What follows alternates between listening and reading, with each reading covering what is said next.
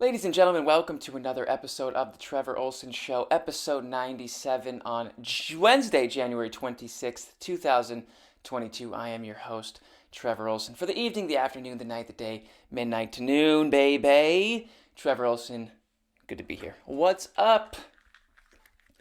How is everybody? We're in the new studio, ladies and gentlemen. New studio, new state, new life, new identity. I have made a fake driver's license here, and I am here illegally, living a life of crime and doing my best to fulfill my dream of becoming a commercial heroin seller. So, big steps. I will keep you updated as the heroin comes and goes, the highs, the high highs, literally, of the heroin industry, and the lows that come with it as well. So, I'm looking outside. I see some palm trees. Go do some blow off of those. No, we're here in LA, folks. Welcome to the show. It's good to be here. Hope you're doing well. True enough, though, in a new studio, in a new state, in a new place, out in Los Angeles, California. The shit show of it all, where the chaos is ensuing and the criminals are being set free. Here we are, baby. I needed a little action in my life. Needing a little bit of action. What is going on? We had, as you may have seen previously on the episode prior to this, that the initial game plan was to have Kevin Chown back on with me, and we were going to talk Allt for Sverige, episode 2, kind of recap together. He was going to ask me questions. I was going to respond. That is no longer the case. Because we tried to film yesterday, we tried to do the podcast, we tried to do it the old Zoom style, and it did not work. The Zoom cut in and cut out all the time, so it was unusable, and Kevin asked shitty questions anyway. No, just kidding. But the Zoom did not work, and so we couldn't do it. But this show, forever, out of the 97 episodes, and like 90 of them are me alone, by myself, yelling into the microphone at you. And so I just said to Kev, I'll just fucking yell myself. We'll just keep going. So, talk a little bit about Allt för Sverige, episode 2, a little bit of recap, what I thought about it, and just keep you guys up to date with the old new experience here in the Los Angeles, California area. So first things first, LA-wise, came out here and am settled in. It took me like a couple days to get settled in. It was a fucking 3-day drive, bit of a haul. 31 hours, drove out here with all my gear, all my shit, and I got everything set up, studio set up, bedroom's all set up. The only thing that needs to be done in here now is that, you can't see it, but all the walls look like shit. They're spackled and like baby blue and white spackle. And so it needs to be painted. But getting settled in here, starting to meet new people, which is great. I've been here for 5 days now. This is day 5. And I got invited to a party last night, which was fun. Met a bunch of people. Interesting folks, some nice ones, some ones I definitely want to see again. It was just, it's different from the Upper Peninsula. Slightly. Just a touch. I met some dude who literally thought that Wisconsin was in Michigan. And like there was music playing at this restaurant where we're at, and he's like, Wisconsin is in Michigan, right? And I was like, are you fucking retarded? Like, no, what? Like, he was so disconnected from reality. I don't think he's ever, like, he like lived in a few different places, but he had never been to the Midwest. And he's like, Wisconsin, that's in Michigan, right? I'm like, bro, they're fucking 2 states. Like, negative. No, they're not together. They're next to each other. The upper peninsula, next to Wisconsin. So he said that, and I was like, I can't speak to this guy again. But no, it was he seemed disconnected from reality. Let's just say that. Some other nice people, some dudes. My first experience being around the drug cocaine. 4 days in, baby, watching people do ketamine, just Cocaine. What's up, guys? It's funny because that's just normal here, I'm sure, and I'm probably the outlier because I hadn't even seen cocaine before. Hadn't seen it, hadn't done it, still haven't done it. Don't plan on doing it, but and ketamine as well. It's like I saw it in powder form. I don't know if it's always in powder form. I know you can take like ketamine drips, but it was interesting. So that was new. I'm like, all right, I'm definitely in LA. People are doing blow and I don't know, probably fucking in the bathroom. So anyway, so all is well here. All is well. Typical LA, from what I understand it in my 5 days of experience here. So, but I like it. The house that I'm in is lovely. Plenty of space. I live with a few different housemates here who are great, and yeah, we get along. The house has enough space to where I have enough privacy, and so does everybody else. But then whenever we want to commune, if we want to have dinner together, if we want to, kick it together, we can get together, and it's nice. So I dig living with people. I've got no problem being alone. Done a lot of things alone. I've done a month road trip, totally solo. I work by myself all the time. So, excuse me, I'm used to it. I have no problem being alone. I've been single for the last 38 years. And but it's nice. I like living with people because it can get lonely if you live completely alone, especially in a new state or a new area where perhaps you don't know a lot of people. But I'm meeting a lot of people. I met some people, by the way, from Michigan. I met this dude named Dennis who, at the gym, whose mom is literally from Iron Mountain in Michigan, where I'm from. Like, small fucking world.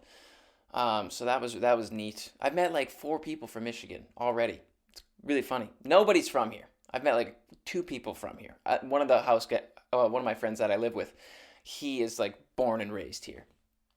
But yes, so that is the update, folks. Moved out here. I didn't really want to. I posted it officially yesterday online that I had moved. And if I'm being completely honest, I was hesitant to do that. I didn't really tell everybody that I was moving. Because I don't think people care that much. But unless people are following me, and that's in which case maybe they'd be interested in hearing what's going on. But I kind of didn't want to even like let people know because I was like, oh, what if I just fail? What if I just like move back right away? And so I was kind of hesitant, but 5 days in, which is no time, and I don't feel like moving back yet, so that's good. But I'm gonna have a constant. I want to have a presence here. I want to have a presence. I want to be around my family as well in the Upper Peninsula, and so I'd like to get to a place financially where I can, maybe spend half my time here and half my time there. So, but we'll see. I don't know yet. I don't know. It's these are just thoughts that I've been thinking about for the last couple months, and I always thought that I would end up somewhere warmer during the winters. I just didn't realize it would come so soon. I always kind of thought it would be later on. But life happens, baby, and we're here in sunny Calais, 4IA, Los Angeles, Criminals Central. You have to forget the lighting if it's not great. I'm getting things set up here. I don't have a curtain yet, and this is just a work in progress. So, but the backdrop is up and looking nice, and all is well. So that's a little bit of the life update with LA, and everybody. I got a lot of messages from a lot of people. Kind of wishing me the luck and saying, giving me their best. And so thank you to everybody who messaged me. Had a bunch of people. So thank you. And yes, let's move on. Allt för Sverige. Allt för Sverige. Episode 2 came out last Sunday. What day is it? Wednesday? Tuesday. 3 days ago in Sweden. And people were upset. Some people. No, a lot of people liked, I'm sure. I think a lot of people like the show, but there was a surprising number of people who kind of didn't like the episode, perhaps. And I don't really care if people like it or not. It's like we were in it, and I was happy to be a part of it. And I think that's just the risk. It's like some people are gonna like it, some people aren't. But there was a lot of it. The whole episode was based around religion. And so I just had people on the cast we're in this group and people were like, the comments are brutal. And I'm like, don't fucking read the comment. Like, what are you doing? That's just a bad use of your time. But maybe not. But I don't know. I don't typically do that too much. And although I've been guilty of it. So it's easy to get sucked into comments. But people were like, I don't like the episode. Too much religion. This is a big advertisement for Christianity. You know, blah, blah, blah, blah, blah. Complain, complain, complain. And I just think people saying that kind of missed the point of the episode. So first off, it was Bubba's episode with his story, which I thought was really beautiful. Because from my interactions with him, my conversations with him on air, more so off air, you know, when we're sitting in the van together driving across Sweden, you know, he was very vulnerable in that episode and very open, and it was obvious to the viewer, and as somebody who had the pleasure of meeting him, that, you know, he'd been through a lot, and, you know, he had dedicated his life to the Mormon religion, and from what I understand, you know, he's done missionary work in Africa. I hope he doesn't mind me saying that. But he made it a big part of his life. And but as we all saw, there was a lot of anger, a lot of resentment for the way he felt oppressed, the way his mother, you know, being gay, was ostracized, is that the word, from the church, and therefore that removed him as well. And so, you know, that's, especially growing up in that shit, man, that's not going to make you feel good. And of course, that would lead to anger and resentment and bitterness.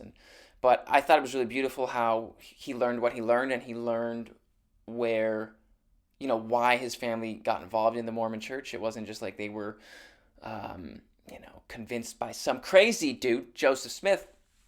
You know, they didn't meet him, I don't think. But they had a conviction, you know, a faith and a belief, and you know, what more can you ask of people in your past who you're connected to, you know, if they're going off their gut instinct and their belief and a conviction. So I thought it was beautiful that hopefully he found some healing, and you know, he said that anger was uplifted and gone, and I definitely hope that's the case, because he's a good dude. So I thought that was really beautiful. We got to go to, personally, me, I got to go to the church camp in the Bible Belt of Sweden, and we got to meet all the kids, and I played a Ed Sheeran sexual song for them, had a good time, and you know, we slept in a barn, and we did sleep in those barns, by the way, those shithole barns. It was fine though. I was like, fuck it, whatever, sure, I can sleep in a barn, whatever. But they didn't show it, by the way, but kind of behind the scenes, Sally and I got into quite a heated argument during that part of the shooting. Like, we kind of got into it on and off camera, and it wasn't fun. You know, it's not fun to. I mean, it was what it was. But basically, we got into this big argument, and then we went off and had lunch, and I like pulled her aside and asked if we could talk, and then I talked and she listened. She talked, I listened, and we worked things out like adults, and I came to really love Sally. But yeah, you didn't see that. So I was wondering if they were going to show it, but they do a good job of painting everybody in the best light. What else? Johnny Boy and Erica and Brittany and Melody all went off to Pastor Amos's house in Savoie, right? I had a newspaper reach out to me from Savoie, about doing an interview, which I did with them, and I never even went there. They're like, "How was Savoie?" And I was like, "It was beautiful. It was great." I was like, was I there? Like, we went so many places. I was like, I don't know if I was there or not, but I'm not going to say no to an interview. I don't know. But John as well, you know, he went through. He hadn't been in the church in like 17 years, which I did not know. I knew he had a lot of issues with it as well. And again, with him, kind of like almost, he used to lead worship, and then them telling him that his heart wasn't in it, like, that had to hurt, especially at that young of an age. So to feel that perhaps I'm not quoting him. I don't. Perhaps he felt shame or guilt or again resentment towards the church. But I was happy to see, how he said he came out and he said what did he say? I'm feeling more connected, feeling more healed than ever before, or something like that. And so happy to see that. Erica fucking sitting out like, oh, I don't want to sing. I just don't know if I feel it. I love Erica, by the way. I got along great with her.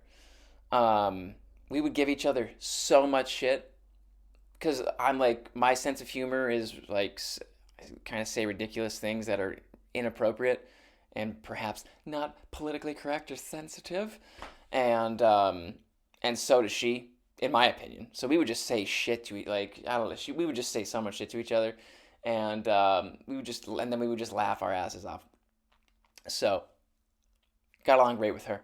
But it was cool to see her get up and share that moment with John and Brittany and Melody. So it was fun to see. It's fun to be witnessing, to be seeing what the other groups did when they were away. Doing, because we would be split up into groups and we'd all go off and do our own things sometimes. A lot of conspiracies.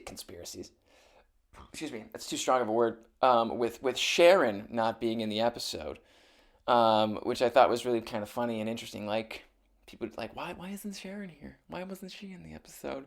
What happened to her? But she was just off doing some other filming, so that's not giving anything away. That's just fucking how it goes, folks. We're all off doing separate filming. So, and what else was I going to talk about? Yeah. So, but getting back to maybe perhaps the criticisms of the show of that episode. I saw some dude was like, worst episode, SVT history, blah blah blah. Again, advertisement for Christianity. It's like I think you guys are people who felt that way completely missed the point. And I think because religion is so.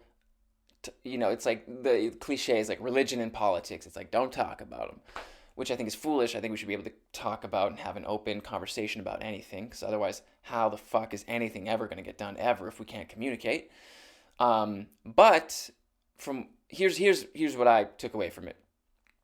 So religion, it's intensely meaningful to everybody, whether it's meaningful in a positive way or a negative way, because it's based on a worldview, a belief system, and people do not like to have their belief system fucked with. And it's very destabilizing when people's worldviews fall apart, and you can see that when people lose faith in their religion and their whole paradigm shifts from one thing to another, and they have to kind of reevaluate everything about themselves. So it's very, very stressful, and it's a deep part of human being, perhaps. Even atheists, they're fundamental believers that there's no deity, that there's no God. It's like that's still a conviction and a belief, and you could perhaps even a religion in and of itself. That might be incorrect, but I'm just using that as an example.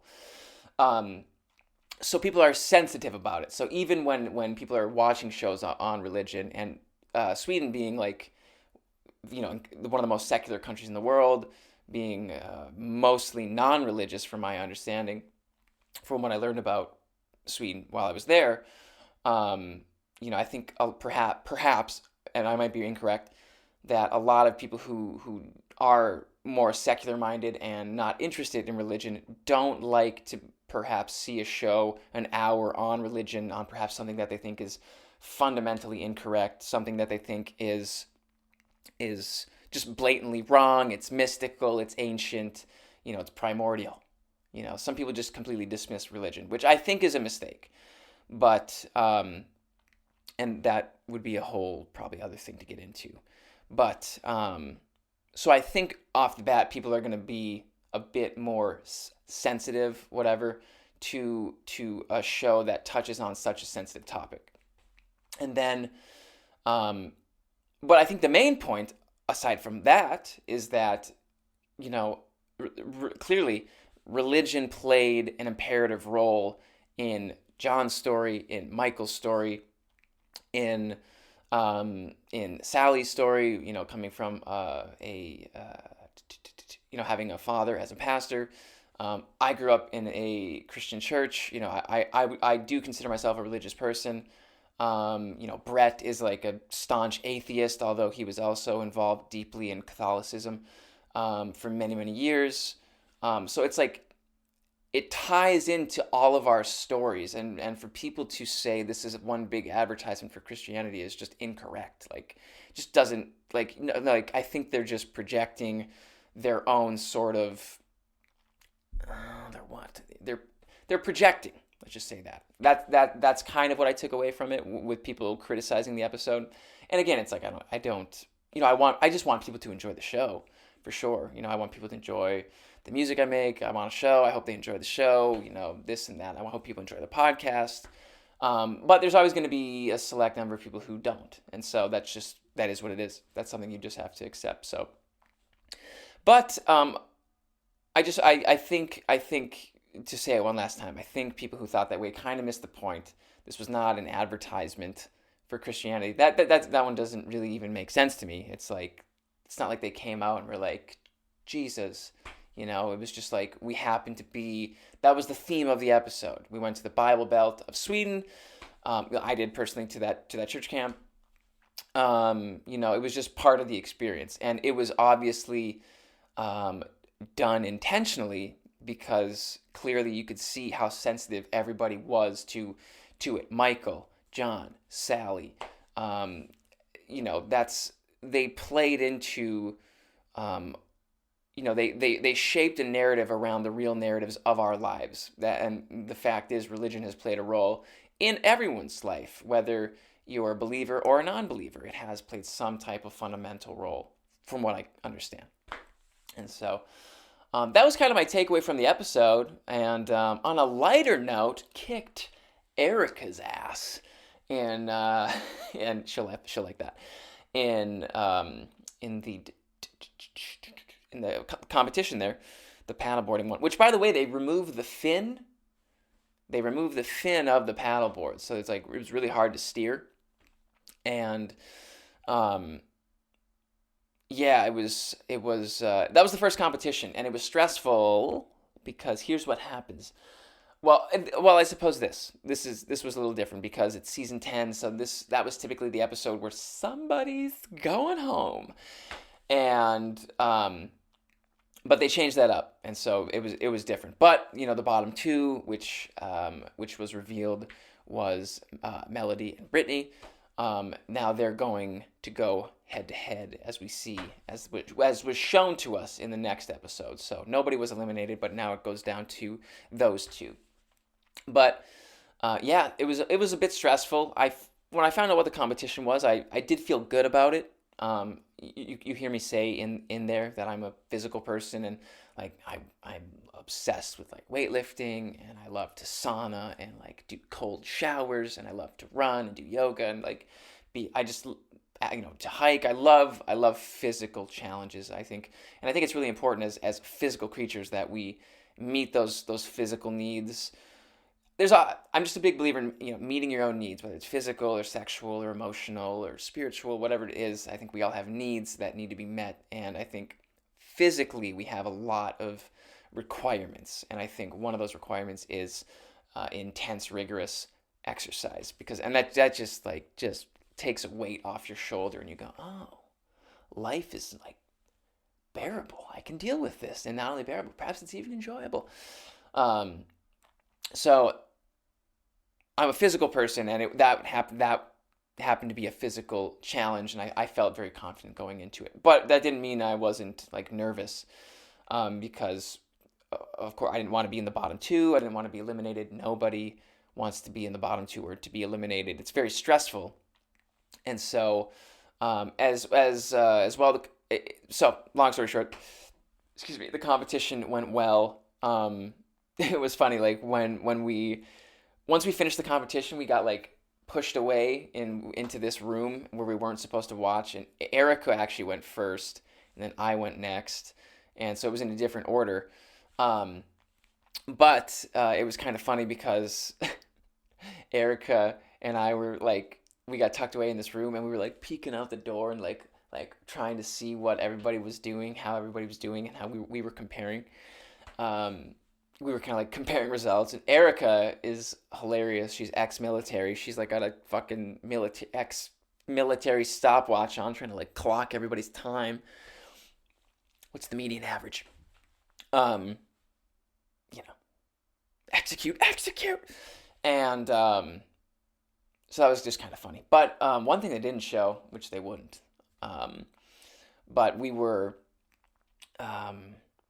while we were away, like once we finished the competition and we got tucked into the other room that I was just telling you about, we looked down at our legs, and when we were paddling on this paddleboard, apparently, I don't know what was hitting it, but we were like smacking our legs, and like my legs were like all cut up and like almost bruised, all red and all sorts of marks all over. And I was like, what the fuck happened? I was like in a trance trying to get these crosses. But yeah, Erica's legs, everyone's legs were all beat up, which I thought was kind of funny. And then they didn't really show this. I don't think, maybe they talked about it in Swedish. I don't know. I don't know the language, folks. But when you initially ran into the water, there was 2 red poles, and you had to go in between those poles. You couldn't go around them. You had to go in between them, and if you didn't, you had to go back. And so Brittany, at the end of the episode, she says, "I wish I wouldn't have messed up." And I'm not sure if maybe they did say it. I don't know, but it makes sense that they would. But she ended up going around the red poles, and that's really how she ended up in the bottom 2. It was just kind of a mistake.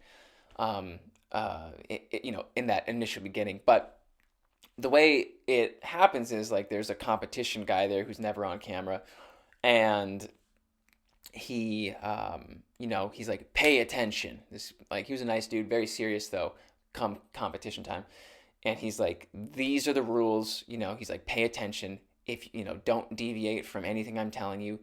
And it's like we really had to listen. We really had to pay attention. So it's like we were really focused, and it was easy to become overwhelmed or to become stressed out and perhaps miss something that he said. So that I think that's probably what happened with Brittany. But like those competitions are stressful. But that was pretty much the episode. So I mean, it was a deeply religious episode. Expected probably to cause controversy. Maybe not. I mean, that's probably the wrong word, but maybe just to stir up some emotions and feelings in people. Again, touching on the religious impulse, the religious undertones, underpinnings, the fundamental religious upbringings that we all go through.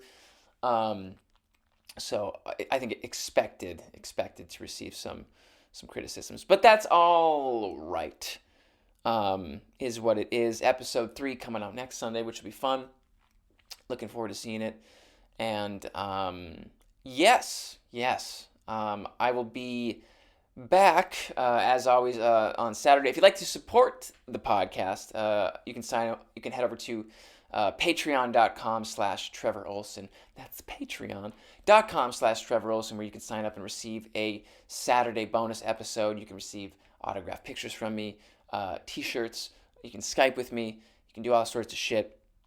And if you enjoy the show, you'll get the same exact thing every Saturday. If you like this one enough, you can sign up for the Saturday shows. It's the best way to support the podcast and also to support anything creative that I'm doing to support the music. Of course, you can go out, buy the records. You can go buy These Are My Memories, the new album out. The most support comes from iTunes.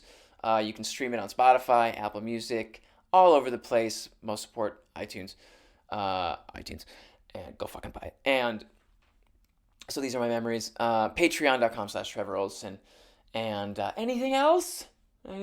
I'll be back here on Saturday on Patreon, and then if not on Saturday, I will see you guys on Wednesday. I do the Trevor Ohlsen Show podcast every Wednesday at some time, at some point during the day, but every Wednesday.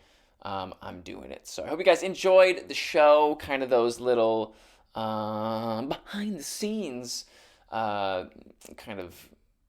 events explained. I've got, we've all got, everybody who's been on the show has received lots of love, lots of messages, lots of nice comments. So thanks a lot. Appreciate it. I hope you guys have been enjoying Allt for Sverige. I hope you guys enjoyed this show. Keep moving forward. If I get murdered out here, I won't be back. They are releasing a lot of criminals, and so if something happens out here rather, that's is what it is. But if that doesn't happen, I'll see you guys on Saturday on Patreon, and if not on Saturday, on Wednesday. Keep doing your thing. Keep moving forward. Thanks so much. Be sure to subscribe to the channel to stay connected with me. Like the video, comment, all the fun shit. And we will see all of you guys next week, Saturday. If not Saturday, Wednesday. Sunday, Allt for Sverige. Keep doing your thing. We'll see you later.